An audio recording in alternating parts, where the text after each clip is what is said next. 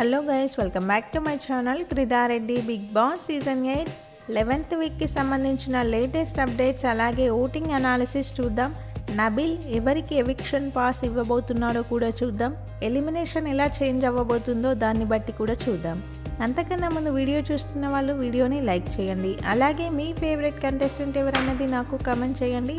మీ comments వల్లనే తెలుస్తుంది జెన్యూన్గా ఎవరికి ఎక్కువ ఫ్యాన్స్ ఉన్నారు అనేది. ఈరోజు ఎపిసోడ్లో ప్రేరణ వాళ్ళ హస్బెండ్ అలాగే టేస్టీ తేజ వాళ్ళ మదర్ అయితే హౌస్లోకి వస్తారు. టేస్టీ తేజకి ప్రేరణకి ఒక గొడవ అయితే జరుగుతుంది దోష గురించి ఈరోజు ఎపిసోడ్లో. ఒకసారి ఓటింగ్ అనాలిసిస్ చూద్దాం. టాప్లో గౌతమ్ కృష్ణ ఉన్నాడు 22% ఓటింగ్తో. అన్ని అన్అఫీషియల్ పోల్స్లో క్లియర్గా గౌతమ్ కృష్ణనే టాప్లో ఉన్నాడు. గౌతమ్ కృష్ణ విన్నింగ్ రేస్లో ఉన్నట్టే. ఇక సెకండ్ ప్లేస్లో టేస్టీ తేజ ఉన్నాడు 15% ఓటింగ్తో. టేస్టీ తేజకి ఈ వీక్ మొత్తం ఎమోషనల్గా ఆడియన్స్ అయితే కనెక్ట్ అయ్యారు వాళ్ళ మదర్ హౌస్లోకి రావడం లేదు అనే రీజన్తో. మనం ఆల్రెడీ ప్రీవియస్ నిన్న మొన్న వీడియోస్లో చెప్పాం టేస్టీ తేజ వాళ్ళ మదర్ ఖచ్చితంగా వస్తారని. అదే జరిగింది, వాళ్ళ మదర్ అయితే వచ్చారు. థర్డ్ ప్లేస్లో విష్ణుప్రియ ఉంది 15% ఓటింగ్తో. విష్ణుప్రియకి ఉన్న ఫ్యాన్ బేస్కి ఓటింగ్ పర్సంటేజ్ అయితే చాలా తక్కువ. తను గేమ్ కూడా పెద్దగా ఏమీ ఆడడం లేదు హౌస్లో. ఇంకా ఫోర్త్ ప్లేస్లో అవినాష్ ఉన్నాడు 15% ఓటింగ్తో. అవినాష్కి కూడా ఫస్ట్ టైం నామినేషన్లోకి రావడంతో ఓటింగ్ పర్సంటేజ్ అయితే తక్కువగానే పోల్ అవుతుంది. ఫిఫ్త్ ప్లేస్లో యష్మి ఉంది 15% ఓటింగ్తో.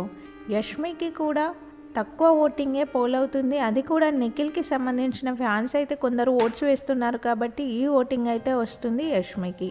లాస్ట్లో పృథ్వీ లీస్ట్ ఓటింగ్ ఉంది 15%.